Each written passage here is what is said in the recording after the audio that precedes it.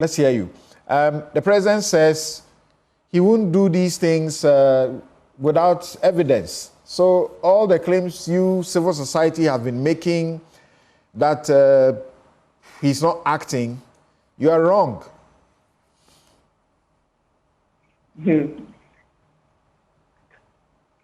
Something that's interesting. If the president says we are wrong, then we need to also say the president is wrong in his assumptions that he's been fighting corruption or he's been fighting political graft since he took office. I say so because the evidence is what we speak to. We do not just conjecture. And so if you look at 2017, when the government took office, if you look at some of the surveys and studies that were conducted at the time, the people of Ghana believed hook, line, and sinker the manifesto projections and promises the president had made. And then during his induction as president, I remember he clearly also committed and spoke to the fact that all his appointees would do the right thing by the people of Ghana, and that if you were seeking to make money, then rethink and go to the private sector, because that was where profit is made. However, the essence of serving the public is to ensure that we promote the public good, deliver the best quality of service to the people, and not to steal, not to receive kickbacks, not to embezzle, and not to flout the power the people have given to the appointees in their faces. This, I must say, that this promise we picked so hook, line, and sinker has diminished. So if you look at a study like the Addah barometer, in the round 7, the trust of the people of Ghana that this government will fight graft was over 70%. Something, as the years have gone by, trust has dwindled till now we have about 35. And that is more than half of the people saying that what is being done is not commensurate, or what we have achieved is not commensurate to the promises the president made to the people of Ghana. The CPI, that's the Corruption Perception Index, had the highest score for this country in 2014. That's 48 out of 100 clean score. However, I must say that from there in 2015, we lost one, and in 2016, we went to 43. In 2017, we came to 40, the lowest since 2014. And so if we are talking about the highest score when it comes to the fight against corruption, per the CPI, it was achieved in 2014. The lowest score was in 2017. I'm talking about if we check it from 2014. And then for the past 4 years, we have stagnated at 43 and not made any significant move. Let me quickly add here that in studies and analysis we have done, nations which have stuck in the same realm and not made progress over time have seen a continuous dwindle. And we are praying that that is not what we will see. Let me say again that some of the things the president promised, admittedly, they have done. But those do not show in the fight against corruption, or they do not reflect in action. So if we say we are passing a law, like the president eloquently put, he has passed the RTI law, he has passed the Office of the Special Prosecutor law, they have passed the Witness Protection Act. There is supposed to be the activation of that law with a office that is supposed to ensure that witness protection is one of the key issues when it comes to the fight against corruption. Unfortunately, we do not have that. In the Open Government Partnership, NAP4, that's the National Action Plan 4, it was put there as one of the commitments. It has not been passed. Again, in NAP5, we have put it in. I am not sure if within the 4 years we would get it passed.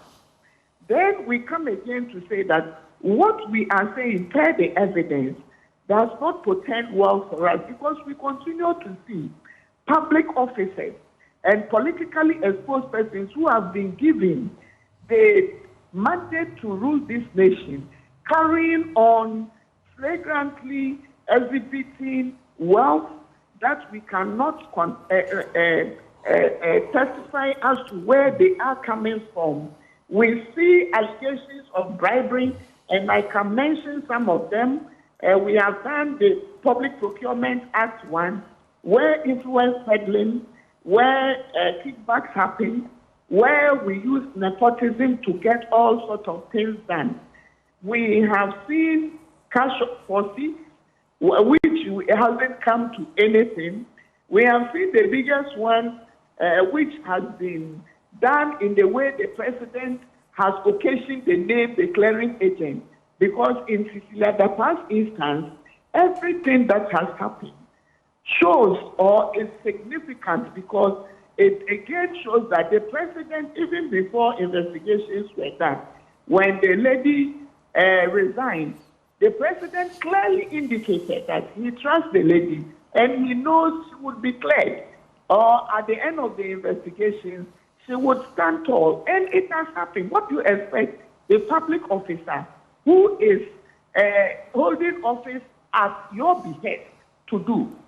So it is not surprising that the SP, the Yoko, and all others are doing a revolving cycle and running and doing a merry-go-round around these issues when we know a lot more could have been done.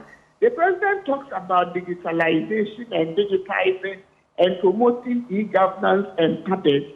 We continue to say that in the fight against corruption, we have seen that in the digitization drive, and when you even go back, recount back to when Atamo was president, His Excellency, you would realize that he went to the port, and one of the complaints was all the things they were doing were being discounted by the public officials who were there. And because something we do not see sanctioning in proper investigations and sanctioning accompanying some of these, but then we see the politicization and excessive politicization at that and protecting persons who have political interests, who have turned themselves into businessmen because they have promoted the interests of parties and perhaps maybe funded them, then we cannot but say that the president has done very little in the fight against corruption because laws in themselves do not fight. Because the commitment of the leadership to show that this fight is one that we need to achieve is what we are looking at. The laws must be supported to be fought. The laws must be activated to ensure that people are doing the right things. And if they are not doing the right things, the appointing authorities must be held accountable. But when we see that it is only the small fishes who are being accounted for, but when it comes to bigger issues such as the Cecilia Dapas, the La Biancas of our time and others, and nothing is done, then we cannot say otherwise. Civil society is talking per the evidence of what the president told us. In his inaugural speech, he said he will use the Annas principle and he will not need much evidence to ensure that he fights corruption. What happened since then? That is the question the president should be asking himself. But the president must be law-abiding. If he must take steps to steps that can compromise people's liberty, people's reputations. You mentioned the PPA matter, contracts for sale. The president acted, immediately asked the man to step aside. While Shraj investigated and confirmed that he had done wrong, he got dismissed, correct? He's also being prosecuted. I think that's the kind of situation the president is asking for. CSOs supported Manasseh in that kind of investigation. That's the Addah's principle. Then he got the information, concrete evidence of a man who has been put in charge of the Public Procurement Authority abusing that power for his personal and private gain. Unfortunate though that in the process, the monies that were, as it were, put on ice by the authorities, eventually someone looked somewhere and he's managed to take his monies away. So there's actually nothing. He's just been dismissed and that's it. So that's what he's talking about. Where there's no evidence, you don't expect the president to, what do you expect him to do where there's no evidence? Something. There must always be a starting point. And we all understand that the issues around corruption are difficult to determine because these are either done in collusion or the victims are reluctant to speak because they will be vilified. And that is what has happened in this country. People who have tended to speak the truth are either not getting their businesses going on or the contracts which used to come to them do not come anymore. And so that is why we are holding the president to his promise that he will use the Addah's principle or he will use investigative journalists to uncover some of the supporting evidence that is supposed to help us to fight corruption. Okay. And we are not saying the president should just hear people being allegations, being put against people and then he's sacking them. We are saying the president, in the interim, should usually have these people step aside, number one, and then investigate like he did in the Public Procurement Act, which has not been the common. Yeah, when Charles Edouboahin, when Anas did the story about Charles Edouboahin's involvement in something that was potentially criminal, he sacked him. When the guy didn't resign, he sacked him. But you hold on for me. Let me come to Sule.